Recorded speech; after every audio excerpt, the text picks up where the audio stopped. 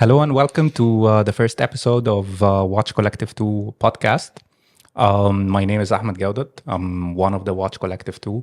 And for those who has been following us on Instagram, my wife and I, we have an Instagram page which was focusing on, which is actually focusing on meeting collectors and uncovering microbrands in the watch world. And now it's the time for us to evolve the things that we're doing into a podcast in which we're gonna be meeting collectors. In addition to this, we're gonna be meeting as well founders of microbrands and watch designers. And I'm extremely lucky today and proud to host my first episode with one of the founders of one of my favorite watch brands, which is RADCLIFFe. So today I have Tayeb with me, who's actually the founder of RADCLIFFe. The gentleman has had 3 successful Kickstarter campaigns. He has got the attention of most of the notable YouTubers across the world as well. And it didn't take me more than 5 minutes to set a pledge for the Ludom piece on Kickstarter. So Tayeb, welcome. Thank you. Thanks, Ahmed. Great. It's as a matter of fact, lovely to meet you. And I think a lot of people are going to be extremely interested to hear the story of RADCLIFFe and to know you more as well. So if you would give us a brief about yourself as well, how did RADCLIFFe started from the whole beginning? That would be great. Yeah, of course. First thing, thanks for having me today. And so RADCLIFFe started, let's give you a bit of backstory. So before I was actually, I have a training in civil engineering. I have an architect and civil engineering training. So I started my career as a project manager. I worked for a few years in 4 different countries. And I always had a dream that one day I would start my own company. And at the same time, I was a watch enthusiast. But at the beginning, I didn't link the two. And this actually happened when COVID started. So, it's a long story, but to make the story short, what happened is I got sick of my job. Actually, I didn't really like working in a company. I'm not a corporate guy, even though I worked in the corporate world for a few years. But what happened is one day I decided to quit everything and start my own company. And I had watches in mind for some time. And one day, I think we spoke about that before. Yeah, we did. It's quite a long story. I can. But you're briefing it well, so yeah, hopefully.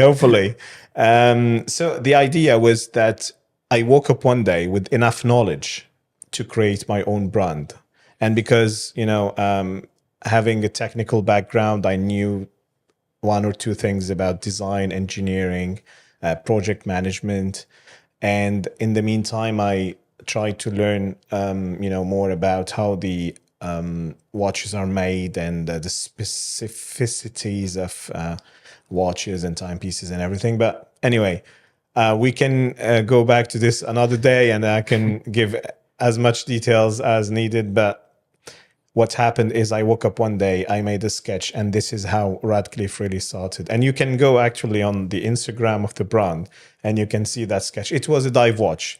RADCLIFFe didn't start with a dive watch, but the first sketch really was a dive watch. Yes. So that brings us to the question: what was actually the first RADCLIFFe watch? The first RADCLIFFe was this one. So this is a racing version of the watch, but the first one was a normal version. If you go to the first Kickstarter, it said that this watch, which is called Haxel, was inspired by the Japanese watches from the 70s, Citizen, Seiko. Yes. So at some point I was looking for a vintage watch, a chronograph, and because I really love the design and the mix of colors and actually what the movements can do back then in the 70s, and what the bronze can do with movements. And the most of watches I found on eBay and online were not, how to say, well preserved. They were really in a bad shape. Yeah. The vintage ones. Yes, the Yeah, vintage exactly. ones. Yes. So what I did was I saw that there was a demand for that type of watch, and I personally liked that. So I started sketching something, and I came up with this is why you see these kind of rounded squares Yep. for the subdials. So this design came from or was inspired by, it's not, of course, it's not exactly the same, and this uses the Seagull ST19. ST1901. 01, exactly. 01. Yeah. Yes. So basically, that's the first watch that was the RADCLIFFe's creation. And this chronograph was not the first sketch that we were talking about. No. The first sketch was the dive watch, and after that, I decided to make a dive watch. That's another adventure. So is this the Tsunami? That's Tsunami, yes. Okay. Yes. So now from a chronograph to a dive watch, what Yes. made you move this move? I mean, As a watch brand, I think you need to touch base on many, styles. Like that, you need to have the diver, the chronograph, the field watch, the kind of how to say it, the classic dressy watch, and this is the base. This is how RADCLIFFe started, but we can talk later about how it evolved and. Yeah. and so now you started with a chronograph, and then you moved to a dive watch, and then a dress watch and a field watch. So it was all looking into the diversification, right? Yes. But just one detail. Actually, after this one, after the chronograph, we made the signature version 1, which is like more like a sport dress watch. It's more in the spirit of the Seiko 5s. I like Okay. the Japanese, the Seiko Citizen a lot. I think they made great designs. They still do, but the 70s was I mean, you have seen my piece left. yeah. Your piece is amazing, and it's almost brand new. I was jealous, man. Like, Yeah, I mean, I know. I mean, Seiko Yeah. and Citizen, Yeah. they used to make great watches. I agree. Whatever they're doing now, it's not even a fraction of the quality they used to. I totally agree. So I understand when you get inspired by these watches and start like building on it. It makes perfect sense, because these two brands specifically, they are Yes. not really leveraging on what they had. You know, they are looking into doing something more scalable, economy of scale of a cost-effective watch, and they are not really looking into the quality that they used to make. Yes. So I totally agree with you. But moving from these kind of categories, chrono, dress, dive, field, and then moving into a very complex side of horology, and very attractive, very new, modified movements. What made you do this from this batch of portfolio into like Ludom, and then we're gonna definitely speak on the inverse. Yeah, good question. So the question has an answer in two parts. The first part is, when I started making watches, I always wanted to make something complex and interesting and technically engineering-wise challenging. But at first, I didn't have the suppliers that can follow. And to be also honest, I didn't have the experience. So I needed to go through the classic watches, like the diver. We're speaking about diver, the chrono, etc., to have a better understanding of watches as as timepieces, and also the market. And this leads to, you have two parts of in this is my personal view in horology. You have the product itself and all what is related to the product, which is, design, production, engineering. And you have also the market, because without the market, nothing can come to life, or nothing can succeed or be sustainable. So after a few years doing classic designs or classic watches, classic styles of watches, I jumped into, you know, a new crazy and more interesting adventure, which is, you know, the what I call on the back of the watches, you can read custom complications. Yep. So this is complications. We take normal movements like the, let's say, affordable, like Psycho NH series or Miyota 8000, 9000 series, and we modify these into crazy complications. And this is very exciting. Two, it can bring high horology to a more affordable price point and more affordable to all the watch enthusiasts. You know, before being a brand owner, I'm a watch enthusiast, and most of us cannot afford the watches that are, you know, that have some of the nicest complications, but are out of reach for most of us. And yeah, so this is the spirit of the adventure, the new adventure for RADCLIFFe. But let's agree now that the real DNA of RADCLIFFe is gonna be the crazy complications, Yes. unexpected watches. Definitely. And I don't know if you remember or not, but like 1 or 2 months ago when we were talking on WhatsApp, I told you like you made unaffordable watches complications affordable, right? And I'll be honest with you as well. And maybe this is one question to you. What are you looking at when you're doing a watch? What is for you is necessary to be achieved? But let me pledge something from my side. Of course. When I held the Le Dome for the first time, I was not believing the level of quality at this kind of price. I'll be honest with you, especially the Gyoshi dial and the engraved rotor, and it is unbelievable. So, in addition to quality, which I pledge it, and maybe you can reflect on it more, but in addition to quality, what are the other things that you're seeking when you're building up a new watch design? So for any watch, you know, it needs to work out. What work out mean? Like it needs to work somehow, and so it needs to be, the design needs to be eye-catching. I realized something very interesting. You know, we always say this timepiece is a conversation starter. Yeah. But usually it's a conversation starter with another watch enthusiast. Yeah, somebody who understands watches. Yes. So if you wear even a nice watch and you go in a meeting or professional meeting, and if the people are not interested in watches and don't recognize the brand, this conversation will never start. So I realized that with this custom complications, you can start a conversation with almost anyone. Because people, even children, they, oh, wow, that looks nice. You know, that looks different. Because it doesn't look like a watch. Yeah, you know? exactly. So it looks like Le Dome. It looks like more like a UFO. Exactly. And this one, you know, you read on the side, and you know, you have the wandering hour, which is upside down, and they are rotating, and also it looks like you have turbines from the top. Yeah, but we're gonna talk about these two pieces in detail. I'm just explaining more the side of things. Like it's unusual, and it's technically challenging.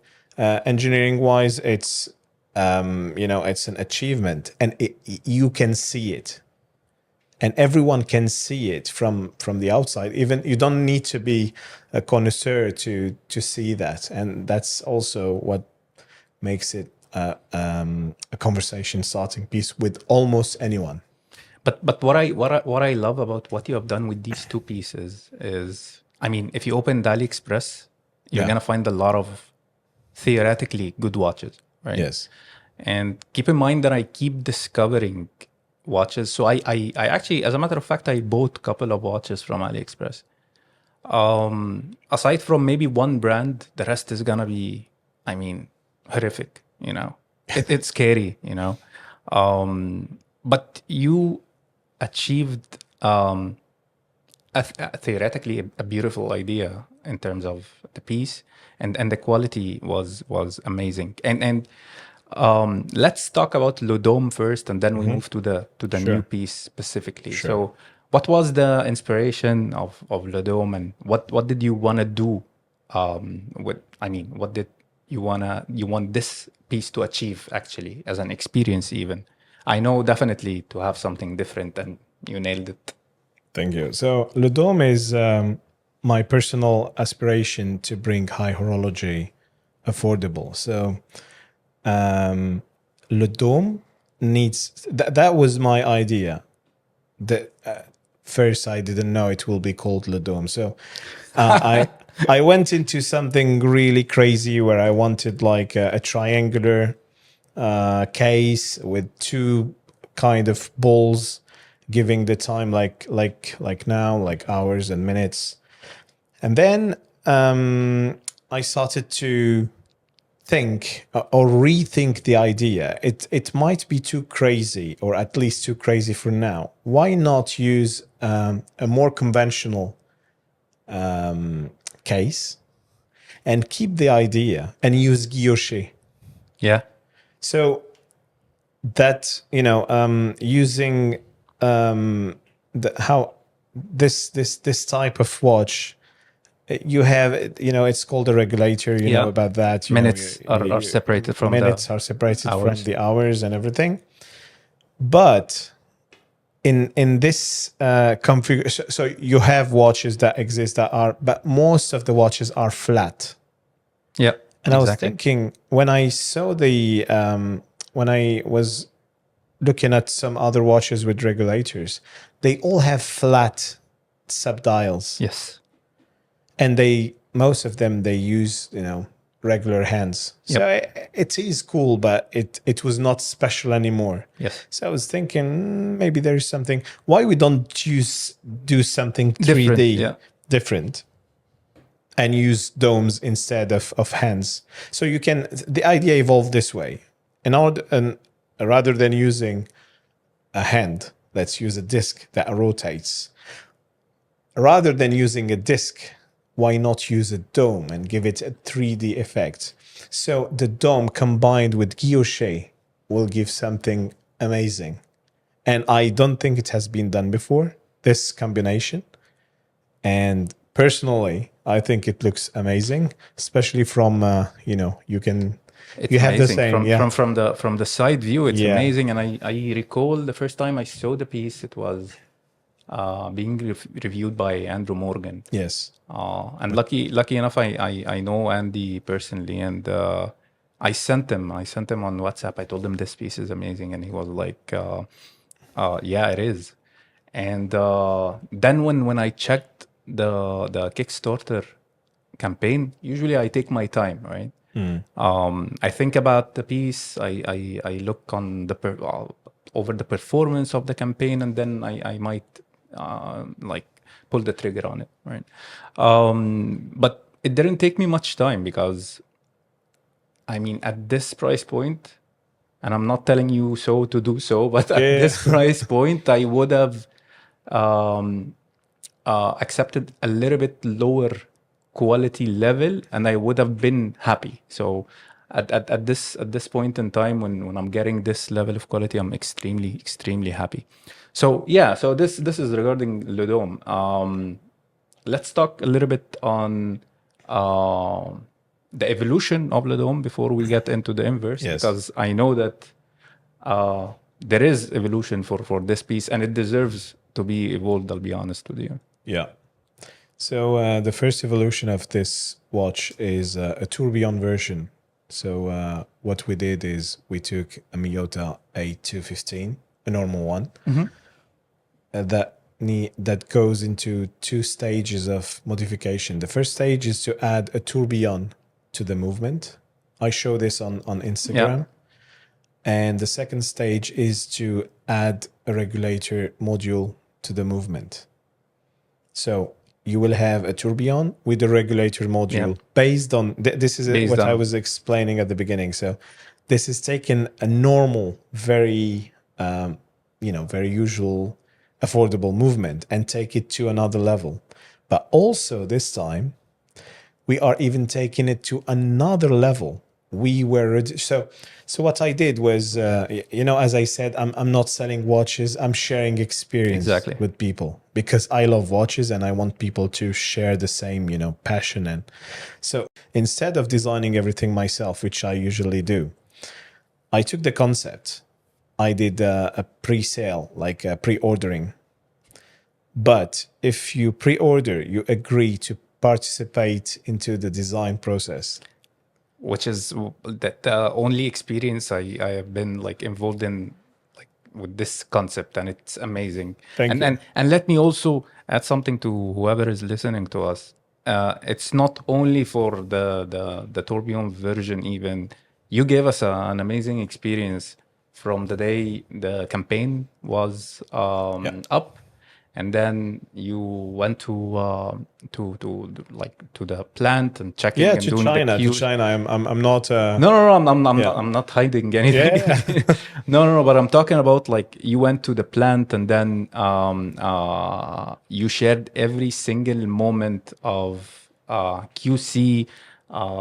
Any defects you found, even any delay in something, you're updating us. Yes. So it was never purchase for us, for all whoever on the group. And whenever they see this, they should as well comment on this. But to be honest, it was the whole journey. We felt like we were part of the watchmaking as well, which is amazing. Thanks. That was my my goal doing this, actually. Again, I'm not interested into just do watches and sell them, because I will be bored too. And one of the reasons I created my own company was because I was bored. So now I'm sharing something with the community and also creating a community around watches. And the power of watches and networking and and many people are making friends through RADCLIFFe, knowing other members of the community too. And this is something I'm proud of. So yes. This to go back to the tourbillon, it's an experience. So what we did is we designed the whole movement, the back plate, the rotor, were designed by the members, not by myself, or not just by myself. So this is a collaborative design, and it will be engraved on the back of the watch. This is something when you wear, you can say, I was part of this. I was part of this. Yes. It's not just, RADCLIFFe made a new watch, it looks cool, let's buy it. Let's buy another Seiko or whatever brand. I was part of this, and, it's giving you the opportunity to, if you like watches, not everyone want or have the time to create their own brand, but you can participate into the process and bring something to the equation yourself.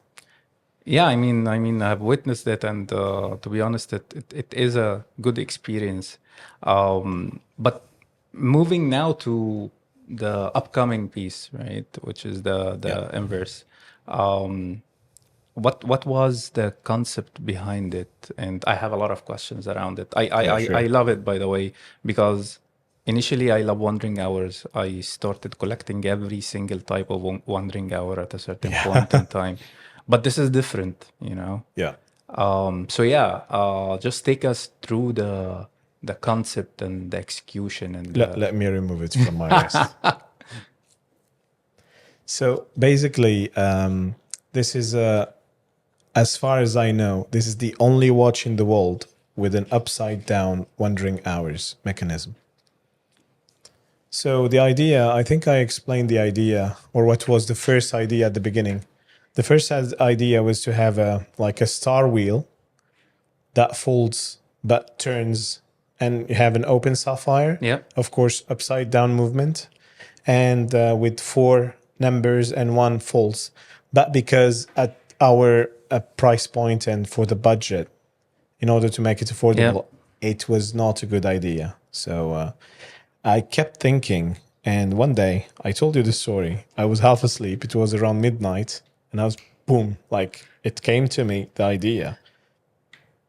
Why not use the wandering hours upside down and read on the side?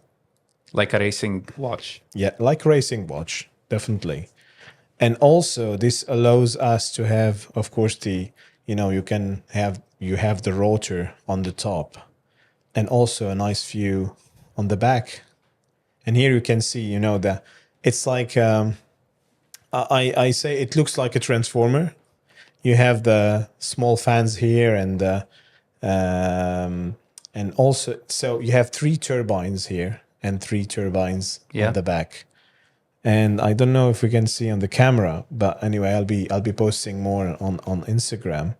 But you can see the elements are floating from the top. Yes. So nothing is touching the back Nothing sapphire. is touching. So, Nothing is touching. Which is, I think, this is the sexiest part of the piece. That Yeah. Nothing is touching. Nothing is touching. Exactly. It's done on small tolerances, and this is where engineering comes into equation. But nothing is touching.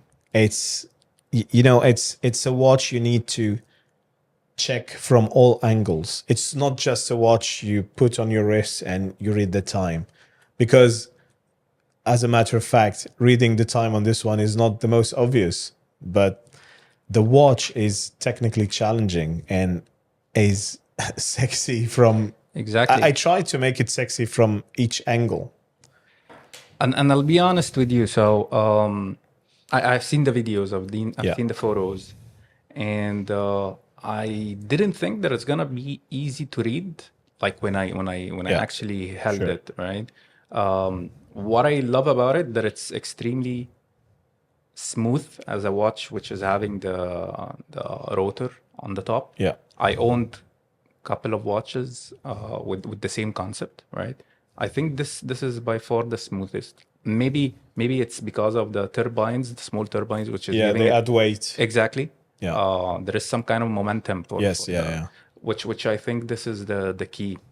But I love the finishing, and maybe one point that one question that I can ask. Sure. Do you think that in any shape or form it might be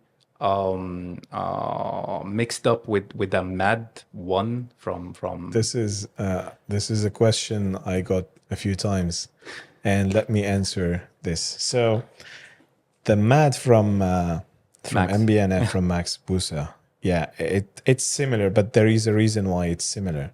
It's similar because the concept, actually, the concept at the beginning is the same. Is to have an upside down movement with a 360 open sapphire. Yes.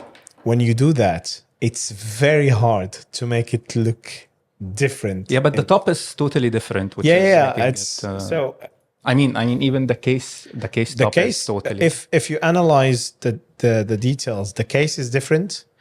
The rotor is different. The movement cover is different, and the system inside is totally different. Yes. Even on the bottom, this is an open bottom. Yeah. I'm guessing the other watch you mentioned is not open, as far as I know. I don't think so. I don't think so. No, I don't think so. No. I don't. There was like an X on the back, so it's so this one is open sapphire. You can see how the modules move. So if I do this, for example, you can see them move. Yeah, the wandering hour movement. Yeah, and they adjusting the time. There is also a very small detail. Devil is in the details. This is the small circle is a second hand, and it's also hanging from the movement loomed. So the watch is loomed, by the way. We'll speak about the loom after, but the watch is loomed on every on each side. So top, bottom, and in the middle. And we're gonna take loom shots. So. Yeah, definitely. So to answer the question, it might look similar because the concept. It's an inevitable simplicity in terms of a sapphire case. It's inevitable, unfortunately, or fortunately, I don't know, but it's inevitable. But it's a lovely piece. I really like it so much, and I think you've done great. One thing that as a matter of fact, let me share this with you. But one thing that I don't like about Wandering Hours, that I use only piece of the full dial, like third of the full dial or whatever, which is 0 to 60. Yeah. And I really feel that the rest is too much for the eye, to Yeah. focus. And Yeah. and as a matter of fact, Zarek had a watch which was called Vendetta 1. Vendetta 1 has only a window it was a simple Geneva complication, one Geneva gear complication, and it was only it was full shade crystal except for the Yeah. piece for Yeah. and I really liked it, right? But this one, it actually solved the problem for me because I don't see any of the wandering hour numerals or the wandering hour moving. And usually they do so because they would like you to see the movement, to Yes. enjoy the Yeah, movement. yeah. But here it's again there, because if I want to see the movement and I would like to play with the crown, I'm gonna see it from the back. Right? And if you put it in the middle and you have a look, it's that. So there is an open sapphire 360. There is no cage. Yeah. It's all glued together, and you can see every element of the movement in the watch. Also, small detail, the movement is decorated on the back. So even if you have a look on the back, you can appreciate a nice finishing. And this piece, Tayeb, is gonna be at how much on Kickstarter? This one will start at 404 British pounds, including delivery, if we can, but we'll probably do that. So the price is really a no-brainer. Yeah. And it's gonna be available in which colors as well? So you will have gray. So this is a gray version, this one is the gray. like metal gray or gun gray, red, blue, and maybe green. Ah, okay, that's great, amazing. We tried yellow. We tried also orange. They don't look really nice. Uh-huh. And it's not the type of yellow or orange you expect. So they don't really pop. So these are the colors that are really popping. So you have red, which really pops. Blue pops a little bit, but is more subtle.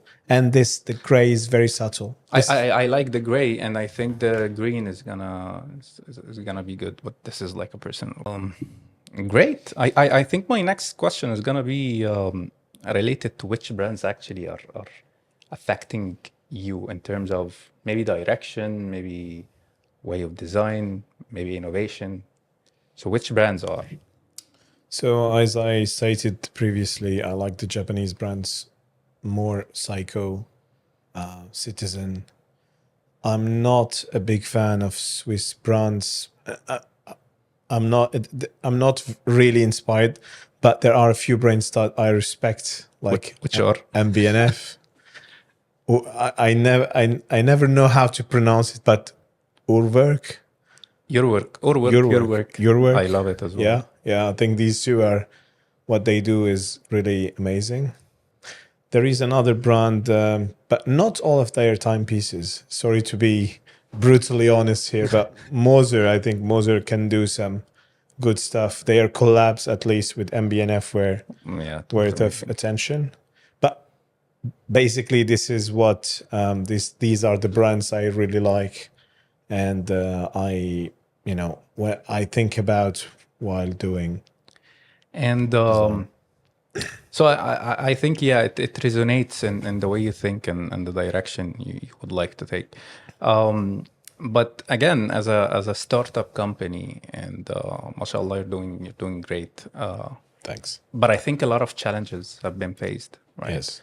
And I think people would love to hear some of the challenges to bring these pieces, because a lot of people, they bring pieces, right?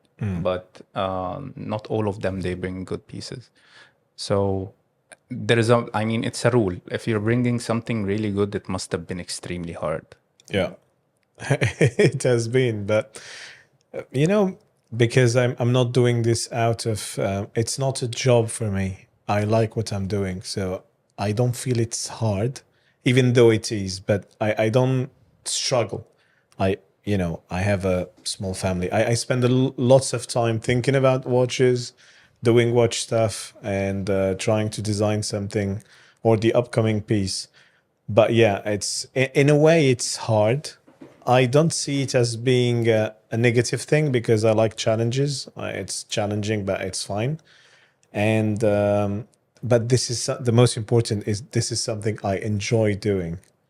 So let's go with an example. How much time do you think it requires or it took to design something like the dome? With the manufacturer, you mean? No, just Prototyping design. Just design. If I'm doing something like this, I would think it's gonna take me like 6 months, maybe 1 year. Wow. Like almost 1 year, and I'll tell you why. I was mentioning previously that I tried to go into something really crazy, and then in the middle of the design process, something was not right, and it might be too futuristic for some people. So the second challenge that was coming up is to take that same concept and put it in a more conventional case. Exactly.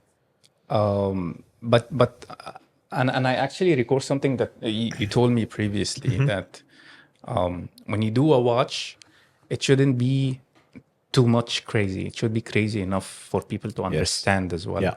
And I never thought about this that way, which makes perfect sense, right? Yeah.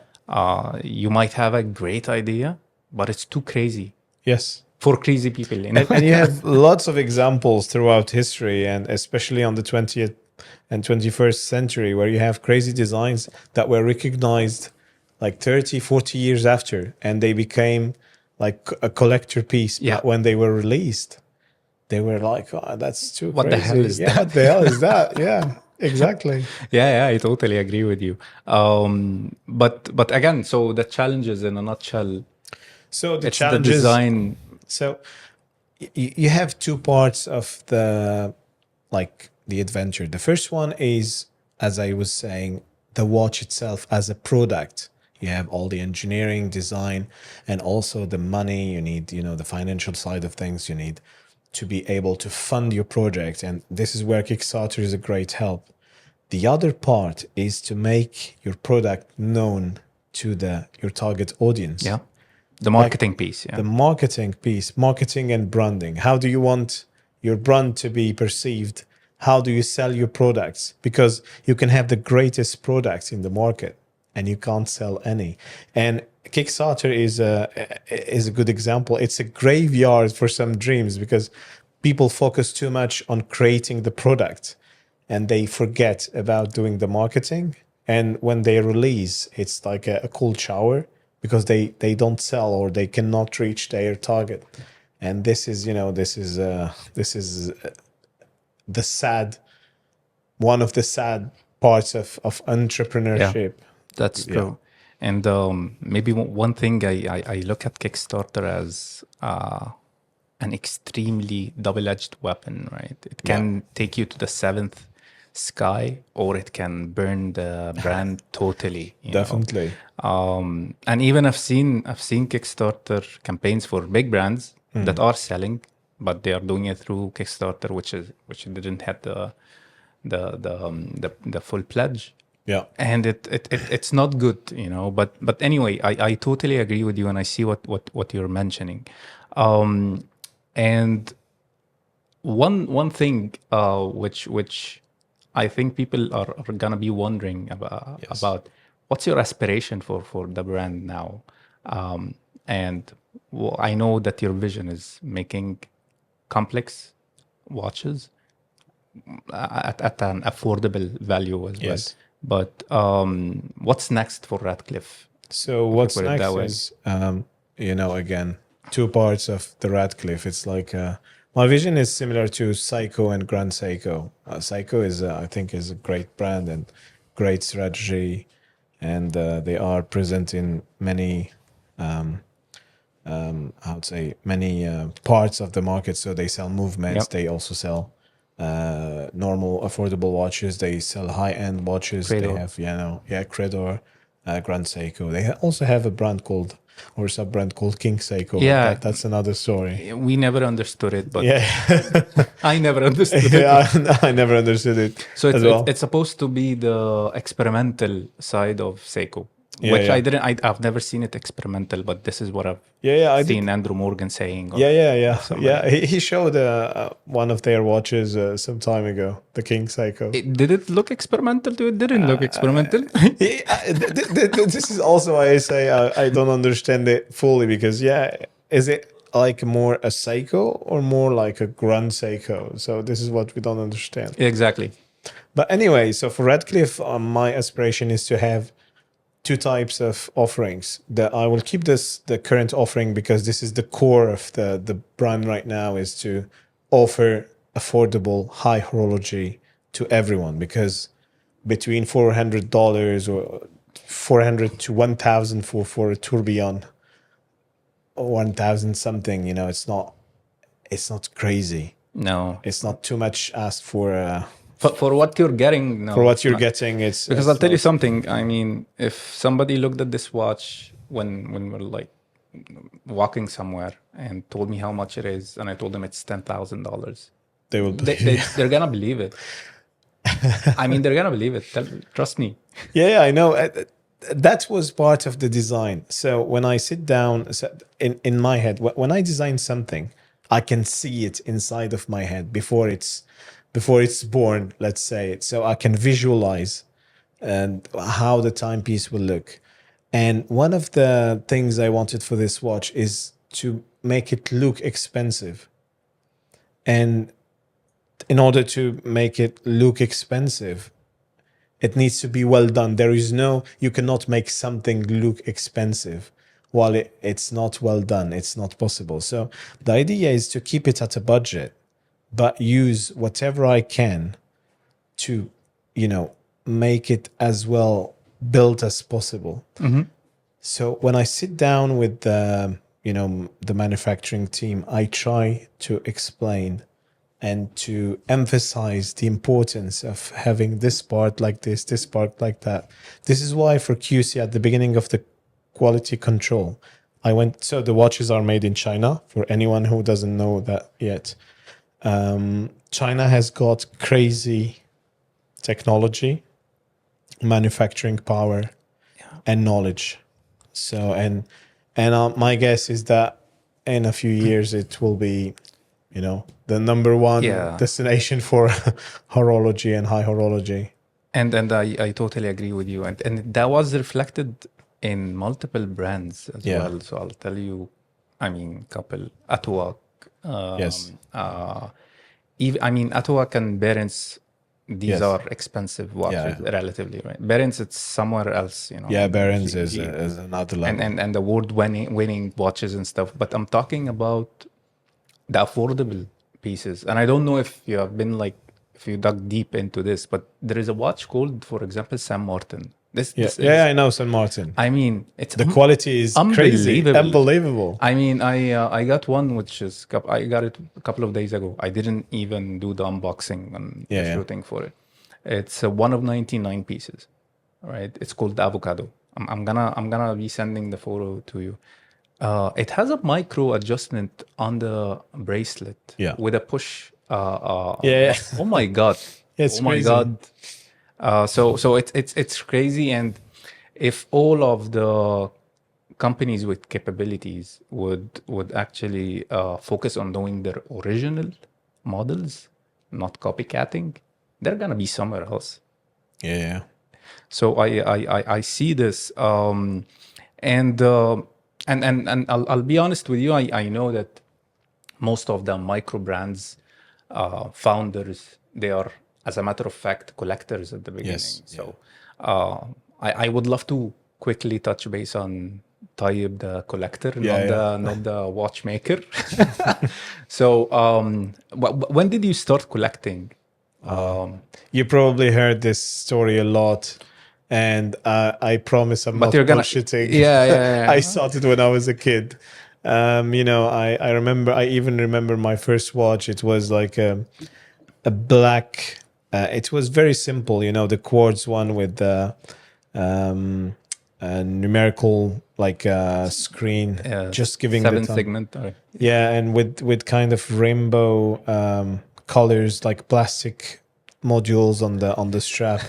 And that was very nice. I was really young. I don't even remember how old I was. And then I think my uncle offered me a Casio, the G-Shock, Okay. and it started from there. And I always liked watches. And when I and one of the things I like to open the watches and look inside, and my mom was always saying me, "Oh, you do that. Why are you doing this?" And now she's laughing because Because it became my business. So it it's was kind of worth funny. it, you know? Yeah, it was worth it. Yeah, I mean, you didn't need therapy or anything. You were No, just no, no. like, Yeah, exploring. my therapy was to create a brand. And I know that when somebody has his own brand, usually the watches that you make and you wear, it gives you a certain type of satisfaction. So I am not, I wouldn't be really convinced that you are still collecting other brands now. But before Radcliffe, what was your collection? Actually, as a matter of fact, I have a few. I don't really buy watches anymore, but I exchange watches with other brand owners. Oh, So the collection I've got now. So I've got a Marlowe. This is how I started Yeah. collecting Microbrands. If you know Marlowe, Yeah, it's a definitely. British brand. I've got it's a brand called Revolver. yes. RVLVR. Yeah, I know it. Dan Uchida, who's the brand owner, he makes really good watches. I'm a fan of his brand. I've got, I think, 2 or 3 of his watches. Yeah, I think I've got three watches. I've got, of course, Seiko. I even have a Swatch. Oh, okay. Yeah. So that Swatch has a, as You're a the collector as well, yeah. yeah. But it was offered by my fiance, which is now my wife. You have to take it. Yeah. She offered that a long time ago. So that's one of the watches. I've got, so did I mention Seiko? I even have a Michael Kors, which is, Wow, fashion brand. yeah, it was a birthday gift. As a matter of fact, I own a couple of fashion brands as well. One was my first, but yeah, I mean, it happens, Yeah, it happens. One or two slip in, Because of that Michael Kors, the story begins there. And that's, I mean, I would love to hear the story. Please, Yeah. go on. Okay. So how I started, how I got to the point where I am today is because I was wearing that watch one day. I was a project manager in London, and I was having a safety meeting with with Paul. Paul, if you're listening, thanks again for that, because I always tell him you were the reason I started my own brand. We were discussing, and he saw the watch on my wrist. The thing is that watch, even though it's a Michael Kors, it's a skeleton one, so you can see the movement, and it's quite nice. It can be deceptive from a yeah. a distance as well.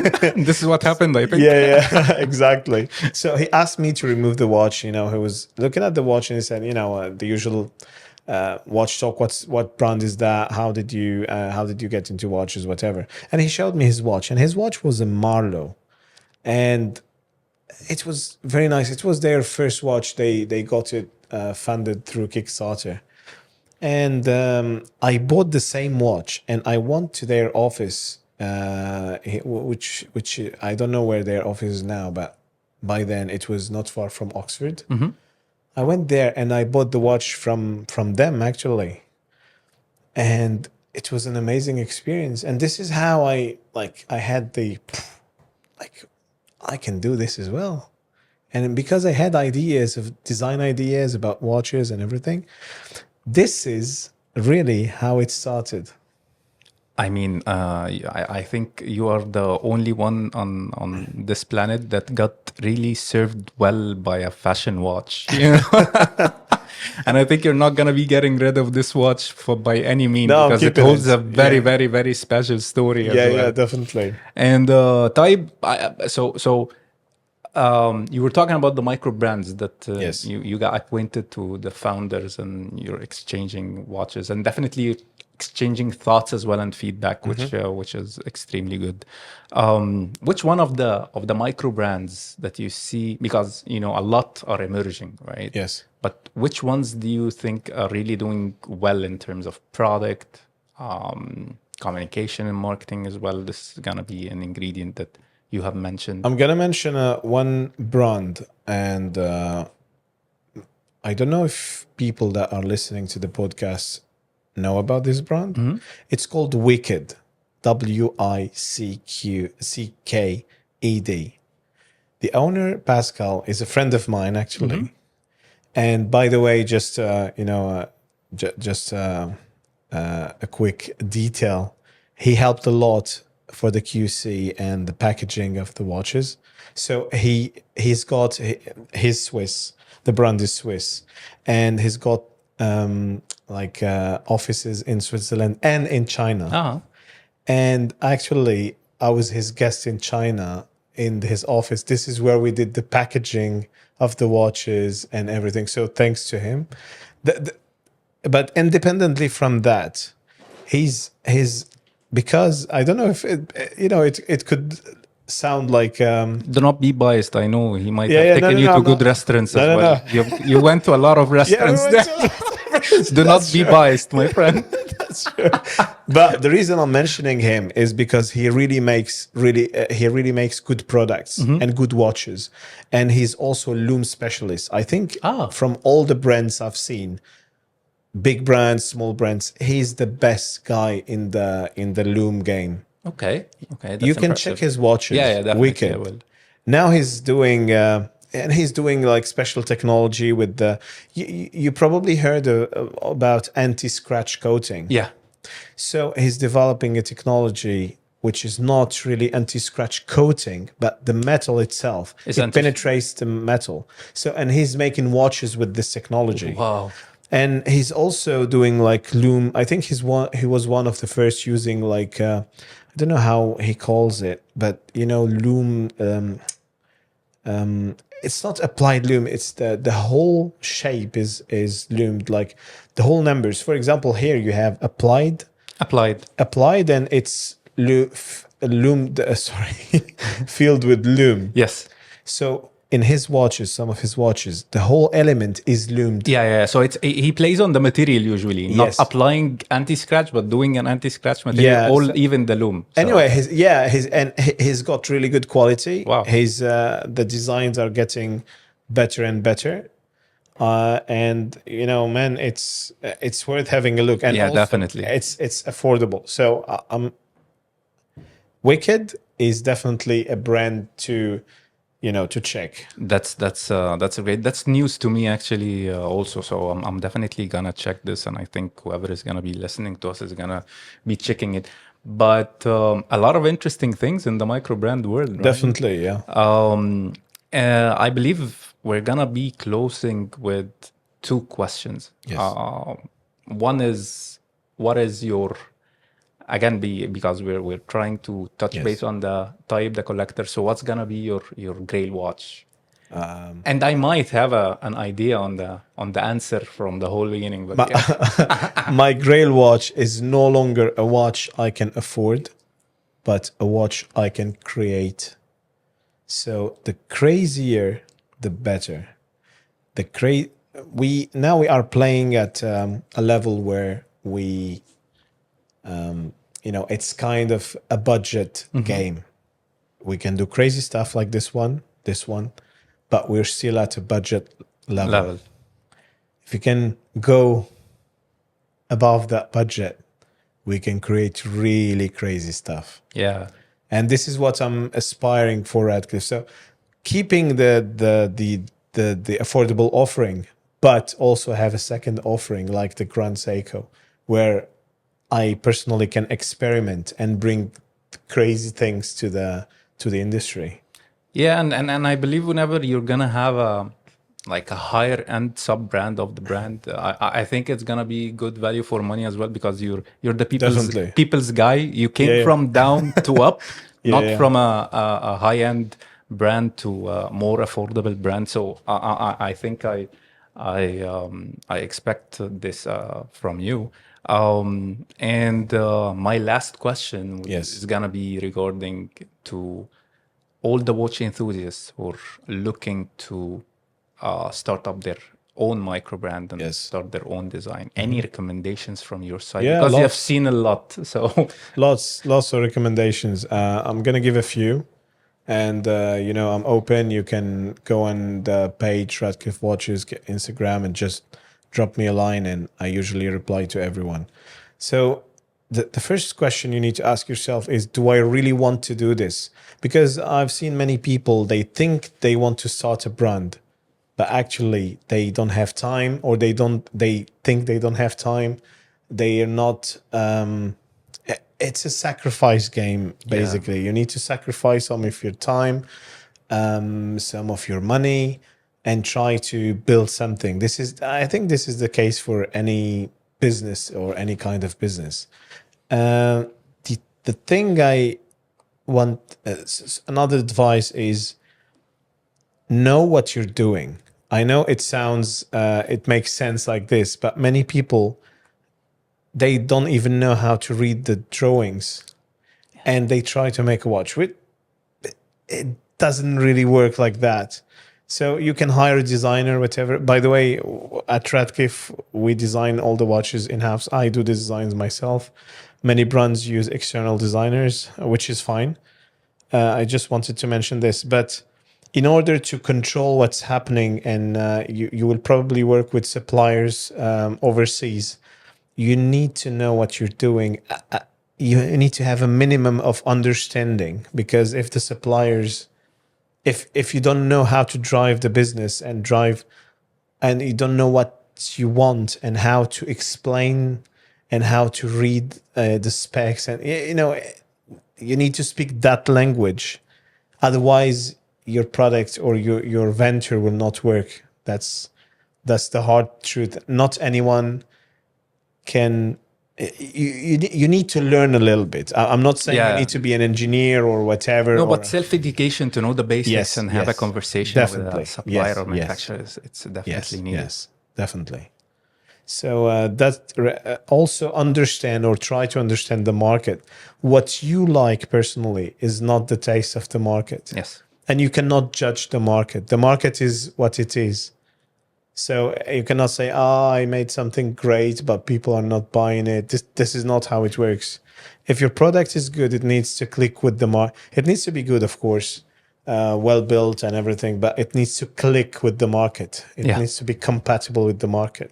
Otherwise, your product is not good, even though you think it is good. And it can be good, but not good for the market. Yes, and exactly. not what the market is seeking. It's the basic 4 Ps. And market is king.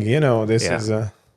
But I mean, it makes perfect sense. I think our episode today came quickly to an end. Thank you so much, Tayeb, for your time. Thanks to you for having me today. Thank you so much. It has been a great pleasure. And finally, thanks to everyone listening to our podcast. This video is going to be shortly available on YouTube and all the podcast platforms. And remember, Radcliffe's campaign for the new Inverse is gonna be live in Feb. Right? Yeah, it will be live on the 6th. So we just applied today for the 6th of February for 8 days. Yeah, so please go there and check it and keep updated. And thank you so much for joining us. Thank you.